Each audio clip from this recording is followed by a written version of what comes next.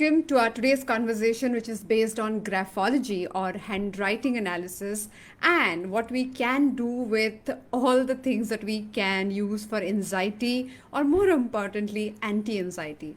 Most of the time we do not realize how to look at the challenges at hand, and we have had so many of them in last 18 months. We need not say that. We need not talk about exactly what all caused it, because there is so much that we are aware of. Now, when we look at the situation at hand, when we look at the things that are working for us or not working for us, very importantly, our mindset is an important thing which plays an important role. For example, when you are in a problem and your mind goes overthinking, really talking about all the things that are not working, giving you all the scenarios which are difficult and complicated and things that are going absolutely wrong in the future, the overthinking mind does not help you to move forward.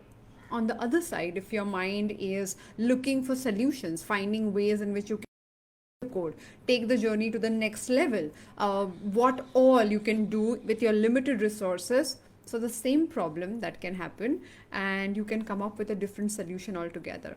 When I was very young, I remember reading this story. It was a newspaper article which specifically spoke about a person who lost his his business, his one unit of his business, in an earthquake. And in that earthquake, the person was struggling and crying and devastated and didn't know how to look at it. And there was another person who lost his entire family, who lost his livelihood, his pretty much everything in the same earthquake. And both these people were treating the same situation differently. The second gentleman was helping other people cope up, survive, fight the situation, do what others could do, and he very was aware the fact that he does not have his family anymore, but he didn't want to give up. He didn't want to stop himself and get stuck into the same emotion. He said, "Okay, at least I survived. Let me look at the things that I can do and how can I take my whatever limited ability I have to a level where I can be of help to other people."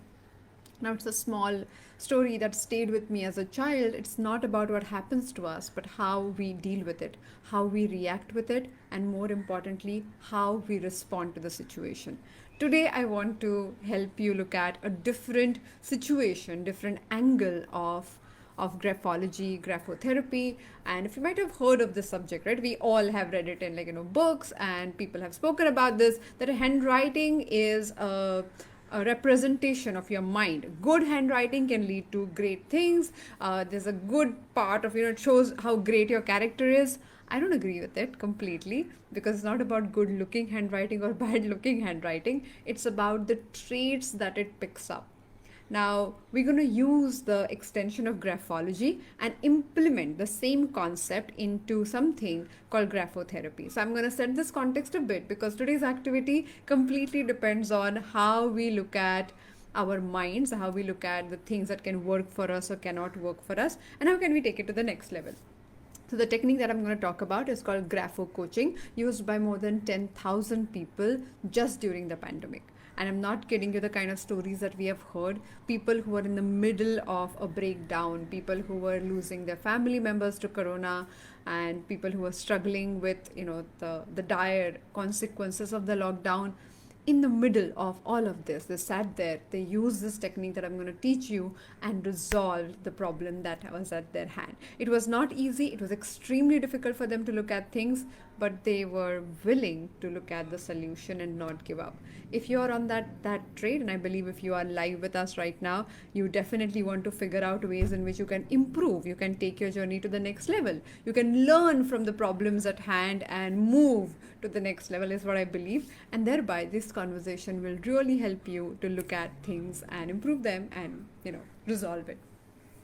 Now, if somebody from my team is here, tell me how to look at the comment section, because as people will start getting engaging in the conversation, I would like to know if they have any questions, if they have something. And please, if you have that, mention in the comment box. If I can't see this on the live, we will figure a way of looking at it, okay? But it's important that you do not stay passive in today's activity or conversation. Make sure that you jump in and do what is needed. Jump in and figure out what are the things that you will be implementing as we move forward. Now, when it comes to anxiety, when it comes to challenging situation at hand, we feel subjected to the problem. We're like, oh my God, I don't know how I'm going to go about it. Or this person couldn't fix it. That person couldn't fix it. How will I go about it? How will I solve the problem? So people go through tremendous challenge only to look at this problem as their impediment, only to look at the problem at hand as inevitable situation. Now, when we walk into a problem and we are constantly in that stress, it is not only a mental thing. What people don't understand is stress, anxiety, or for that matter even depression is a physical as well as mental thing. What do I mean by that? When you're stressed, your body reacts to this thing. So I want you to think as a first thing, first question to you all: where do you hold your stress? Do you hold your stress in your neck, in your upper back? Do you hold it in your shoulder? Do you hold it in your tummy? Like people do that in their gut, like they feel as if somebody is punching in their gut. Do you hold that in your lower back? There are multiple ways in which we hold stress in our body. The very moment we do that, very moment we feel like absolutely stuck and somebody, as if someone has kept like the huge stone on our chest or something, we feel overwhelmed. Now, if that is happening, it's a physical reaction. It's not a mental thing. It is a mental problem is causing the physical reaction. I agree with you, but it is nevertheless a physical reaction. Do you agree? If you agree, then give me a thumbs up on that one so that we can continue. It is, it's always interesting to see who we are speaking with, and if people kind of engage with that activity, it is helpful for us to take it to the next level. Now, when we look at the grapho therapy part, it is literally using the body where our stress is held. Stress is, absolutely feeling stuck wherever you're feeling stuck, and implementing, moving that stress by using something called handwriting. It sounds a little unbelievable. They're like, really? Is it that simple? How is it even possible? So before we get started, I want you to do this, okay? I want you to look at a stroke of writing called Kama Sutra stroke. The stroke is called Kama Sutra. The stroke is called S stroke or flow of thought strokes. You can call it anything. But the stroke has to be learned properly. It has 5 steps to learn. The first step is where the stroke has to be used starting from, on a ballpoint pen. Make sure that you use a ruled page and a ballpoint pen to do the stroke. As you do it, just pull out some notebook with rule book. So anything that is a rule book, that's perfectly fine. And we're going to do stroke that looks somewhat like this. Can you see that? You say, oh, this looks like a normal S formation repeated multiple times, like infinity number 8, whatever you want to call it, you can call it. But this is what it looks like. And this stroke is done in a specific manner, done in a way that can help you, will lead to the next level of anxiety management. This stroke is called Kama Sutra practice. It's a grapho therapy stroke. So every time you move your hand along with the stroke, you do it with coordination with your breath. Now, while starting the stroke, you start on the top. While starting the stroke, you always start on the top.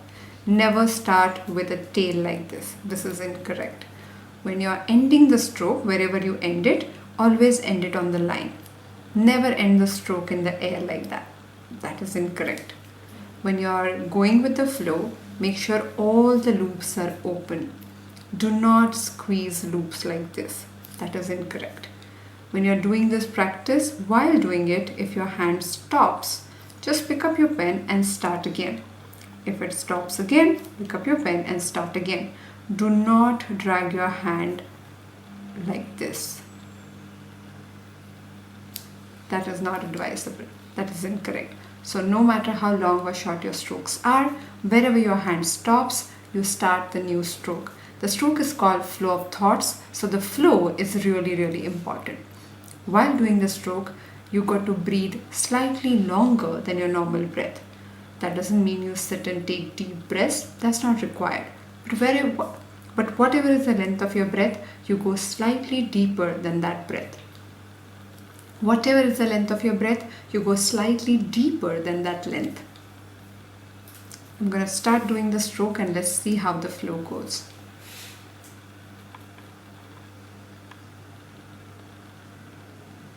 Avoid any kind of distraction like music, watching video while doing the stroke. Breathe slightly deeper than your normal breath. If your mind gets cluttered and if you think that thoughts are coming to you, do not resist it. That is part of the process. One of the thoughts will be to get back to the stroke and get your attention on your breathing.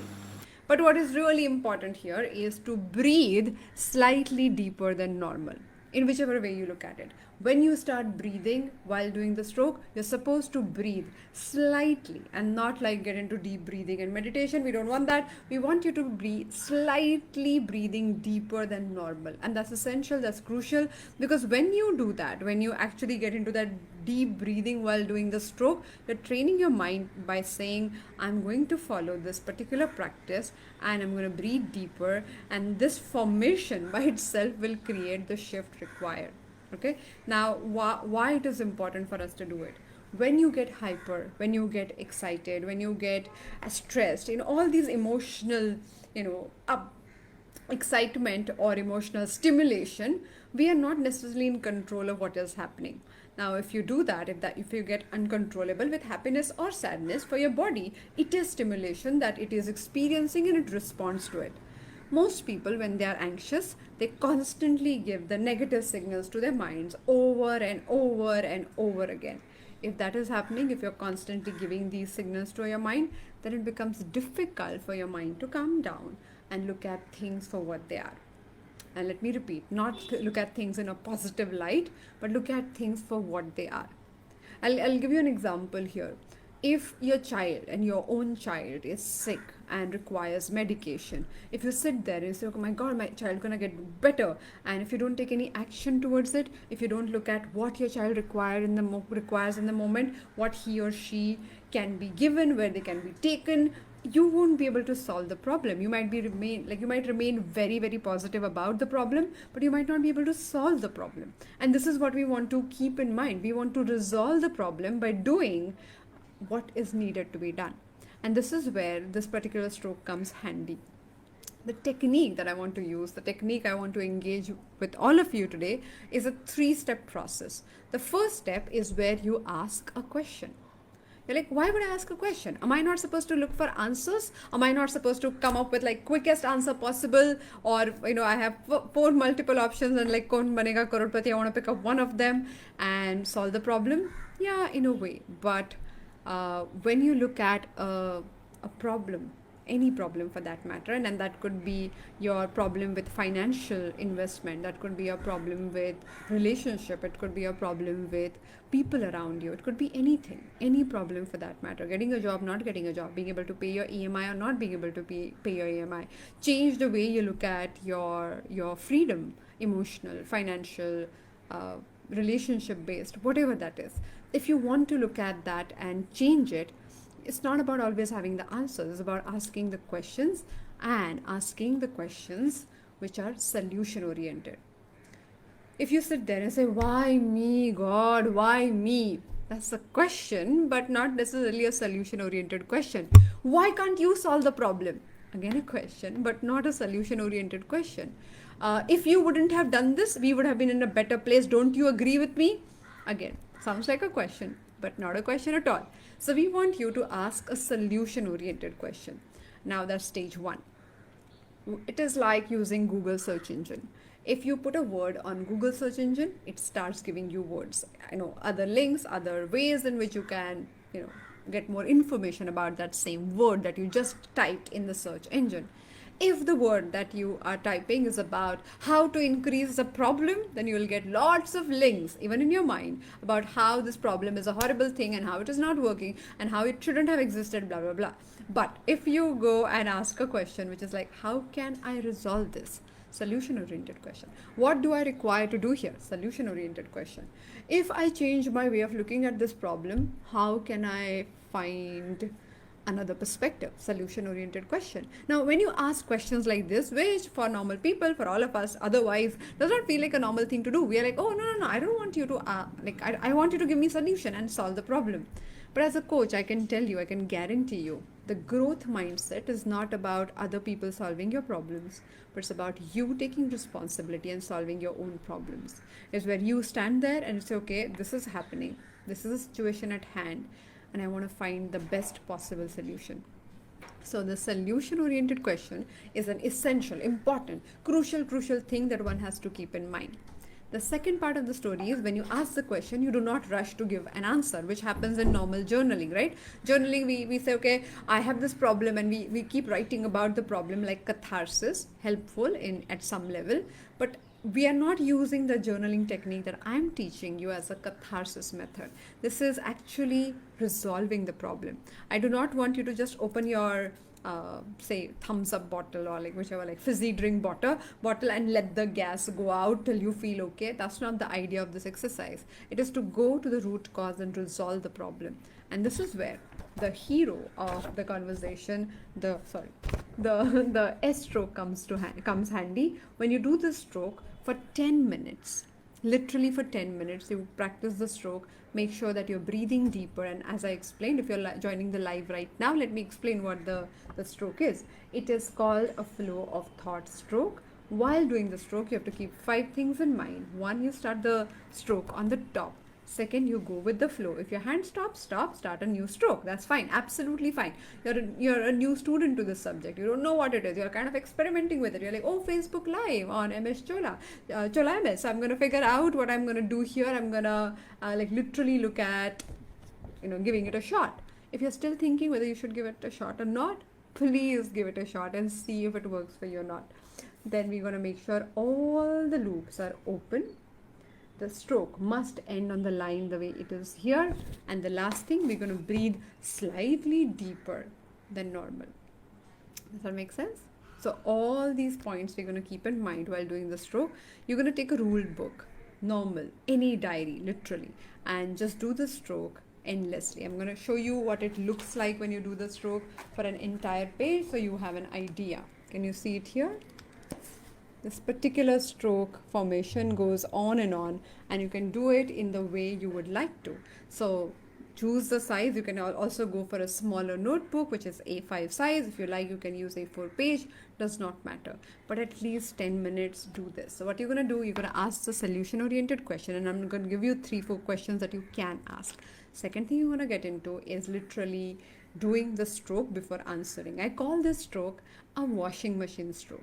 Why washing machine? Because when you put something dirty in the washing machine, it cleans it, and by the time the time is over, in 10 minutes for us while doing the stroke, the same clothes come out, but they are not as dirty as they were.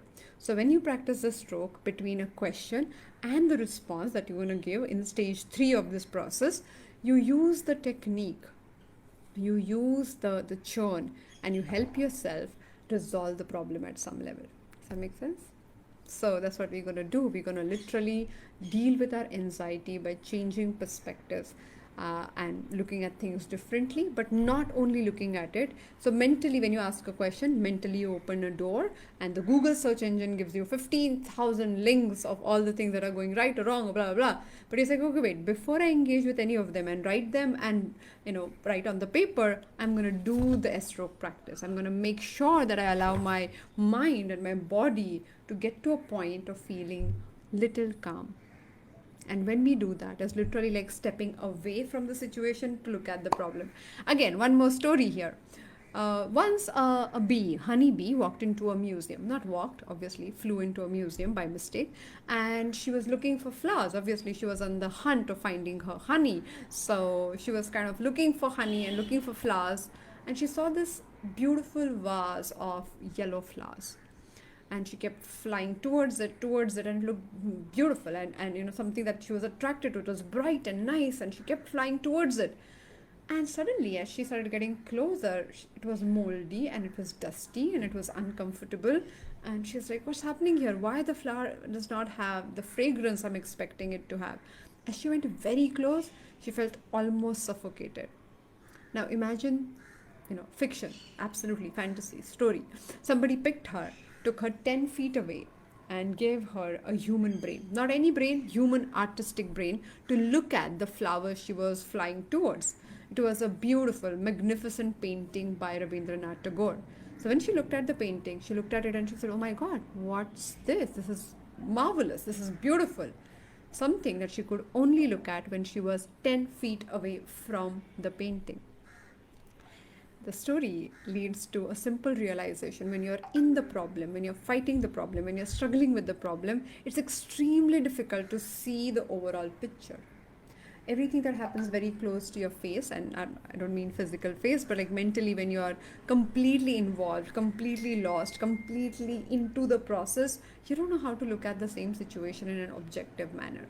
When you ask a question which is solution oriented, it's not about why am I stuck here, it's about what do I require to do to get out of this problem. So completely different story, completely different perspective, completely different Google search engine word, right? That, just let's establish that. Now then, after having done that, you step away. So like the bee, you go all the way 10 feet away, look at the problem while doing the S stroke. Now if you convince your mind when it is going crazy to calm down, you know it does not work at all. But when your mind is useless, we use your body. We literally approach it through your body. And when your body is helpless, we approach it through mind. This is how people use visualization technique to feel better when they cannot solve the problem. The issue with anxiety, the issue with fear-based thinking, the issue with feeling insecure is your mind is not your best friend that time. When we use a visualization technique, the mind helps. It takes your journey to the next level. But if you're not in that zone, if you're not necessarily helping the situation, if you're not necessarily solving the problem, what do? You actually sit there.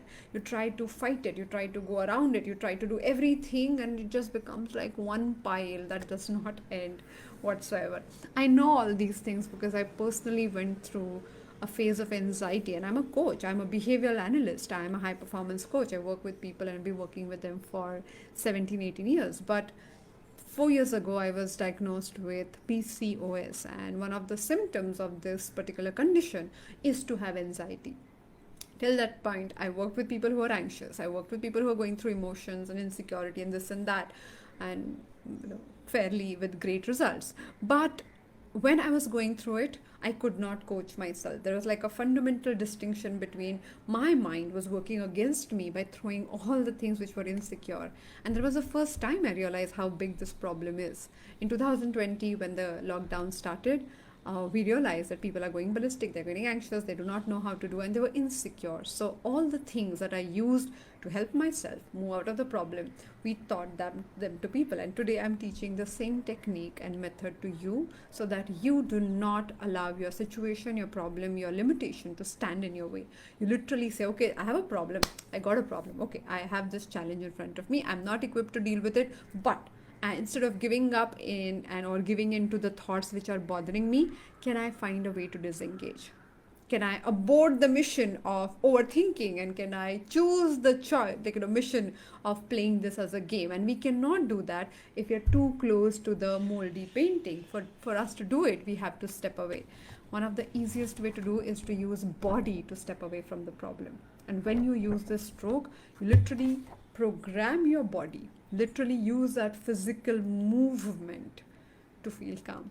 Do you know when you feel worked up and you go for a walk and you come back and you feel refreshed, or you go and take a shower, you feel refreshed? Because sometimes the body can change its state for the mind to simply follow. And that's exactly what we are doing. This is like the micro version of doing those large movement of the body. Have you tried dancing sometimes? That works. Have you tried walking barefoot in the park? That works. So many things work when we actually have a way of using our body as an instrument, as a tool to guide our bodies, guide our mind, sorry. So the body first approach to deal with anxiety is a revolutionary approach. Very few people understand the importance of it. We have made it systematic in this 3-step process.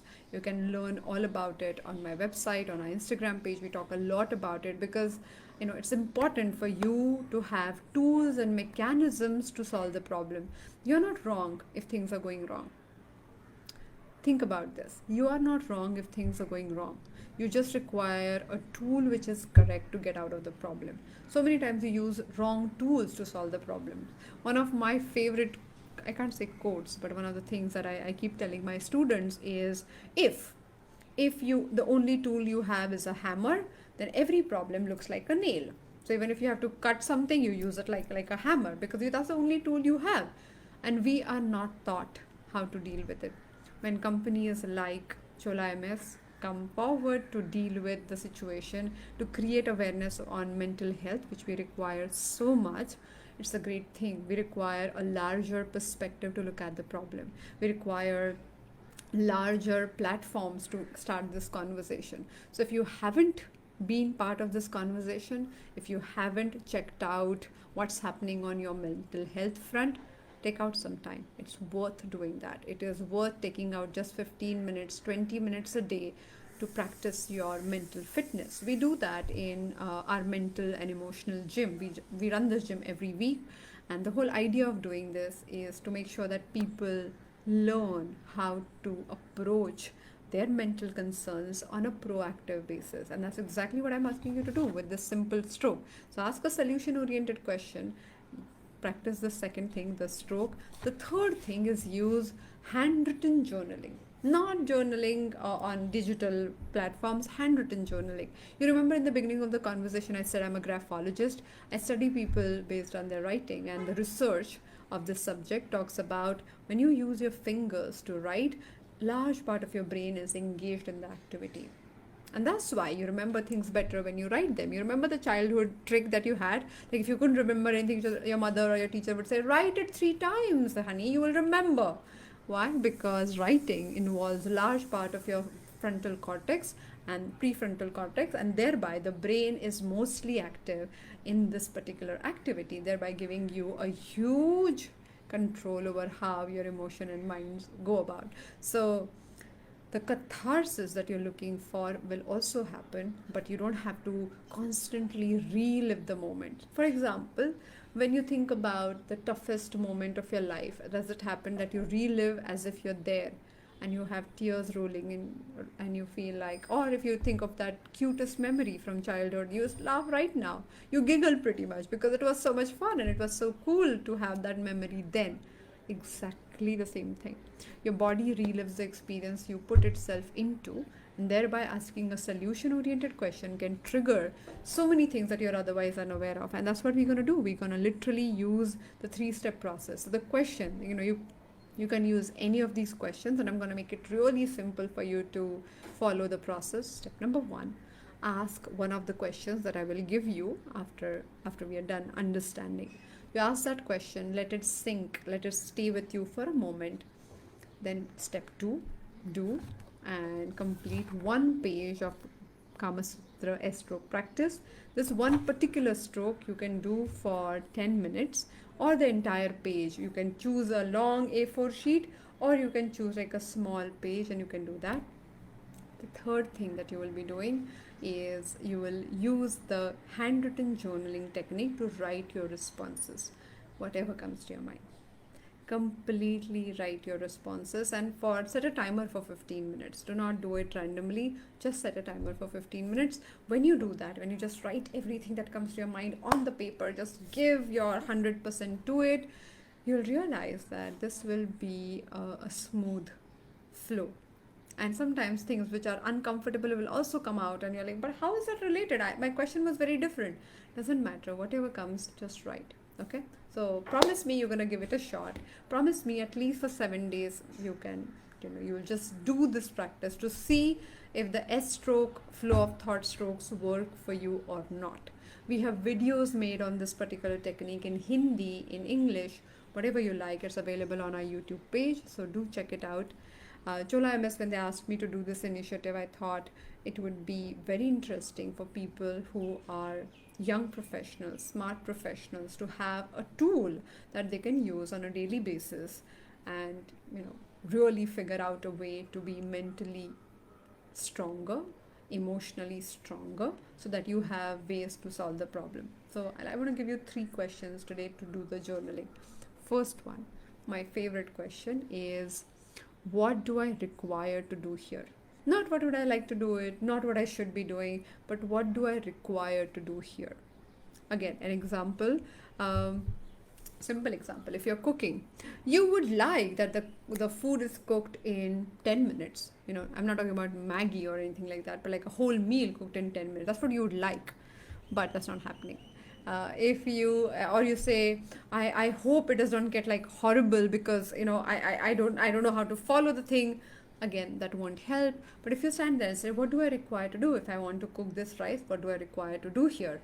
Then you will probably search the recipes. You'll call your mom, get exactly what the proportion should look like: rice, water, whatever, salt, ghee. If you are a ghee person, you'll just do that, and you'll set the cooker, set the timer, and just do it. But if you keep thinking about what it should be like, what it must look like, then you're not necessarily looking at the current problem and not solving the problem.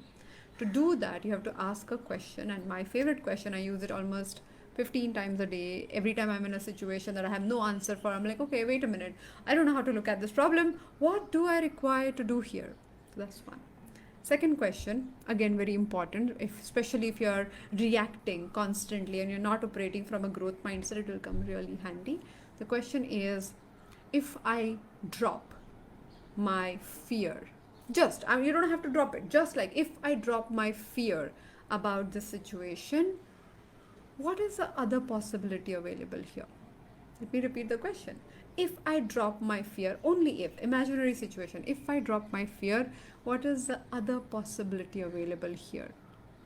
Just think about it, okay? So many times when you think, if I go and speak on stage, I don't know when it's going to happen again after the lockdown, but let's look at it. If I go and talk on stage, what if people laugh at me? What if I go wrong? What if I fumble? What if I say the wrong thing? What if I shouldn't? The mind is going like all the way crazy. Now, for a moment, just for your journaling assignment. So you ask this question, you do the S-stroke practice, and then you move to handwritten journaling. When you do only these three things, simply stand there and ask yourself, what if I drop this fear? What if I stop thinking about what other people will think? What will be possible? Oh, I can reach out to some amazing people. Interesting. The message that I want to say is important and they can understand. Or the concept that I want to present here has helped so many people and can help more people. And these are the possibilities open only and only when I go little bit, at least mentally, step away from my fear and look at it. So what do we do when we are scared? We keep replaying the fear and the consequences and how we failed, and your mind starts responding to that. And like, oh my god, this happened, all of that.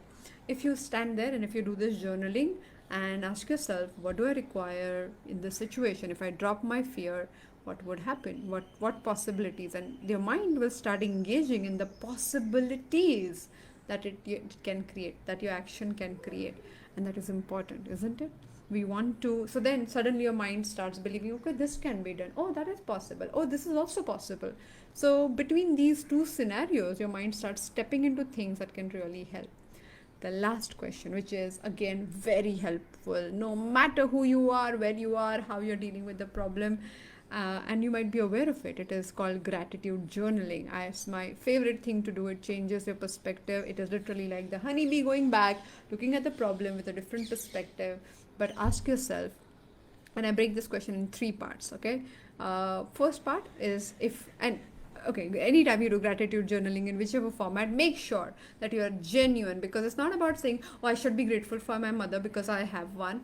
That's not gratitude journaling. Gratitude journaling is every day you look at things and you say, okay, what am I exactly genuinely grateful for? And only writing those things in your diary. So be absolutely authentic, okay? Do not allow your mind to go all over and be crazy. Don't do that. Just sit there, stand there, and literally find out simple things that you're genuinely grateful for. So first thing, ask yourself, what is that thing, one thing that I'm grateful for? And today I'm grateful for being able to talk to you all, and I'm grateful for that Chola MS has given us this platform to interact. Second thing, what am I grateful for? One human connection you're grateful for. It need not be a relative, it need not be a husband, wife, child, it could be anybody. Like the other day we were shopping, and I was looking for a particular product, and this person who was the staff at that particular mall chain walked up to me, asked me exactly what I wanted, and he was not even in my aisle. He did not do that. And I knew that it's absolutely not his concern. But he looked at me, and I looked confused, and I was like struggling. So he walked up to me and offered to help. Great human connection that you can be grateful for. So it need not be a huge thing where people take care of you financially or emotionally or this or that larger aspects. No, it could be a small act of kindness, and you can be grateful for a person for doing that. So that's the second thing. And third thing, very small thing, that what small thing are you grateful for?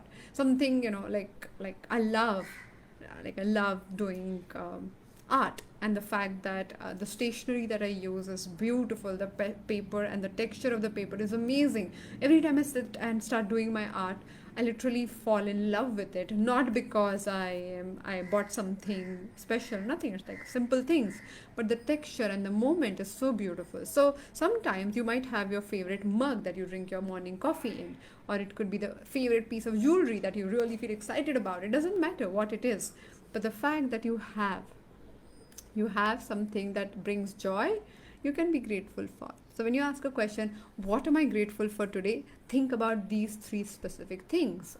General thing that you are, today's specific thing that you're grateful for, human connection that you're grateful for, and third thing, very important thing, is finding that small little thing, small little item that you use that you're grateful for.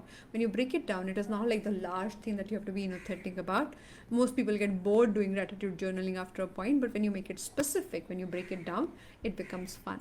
Okay, we are already 35 minutes into it, so please tell me how did you like it. My email ID is write at aditisurana.com. Aditi, Aditi, Surana, Surana.com. You can know more about our work, and do tell me the S stroke that you're practicing, how it is working. On our Instagram handle, you can send the S stroke, and I will give you feedback. So whatever is your thing, we'll give you feedback whether you're doing it correct or not. Do not send your journaling pages. They're private, personal. Keep it to your heart. Do it. Practice it for yourself. But do send the stroke practice. My team will review it and will give you feedback. Thank you so much. Thank you so much for giving us this opportunity to talk to you, to make a difference, to help you build a growth mindset which is required for every possible freedom in your life, be it as emotional, be it as psychological, be it as financial. You just got to have that perspective to look at the situation, take reins in your hand, and solve the problem. Thank you so much. Thank you for your time, and hope to see you soon. Thank you.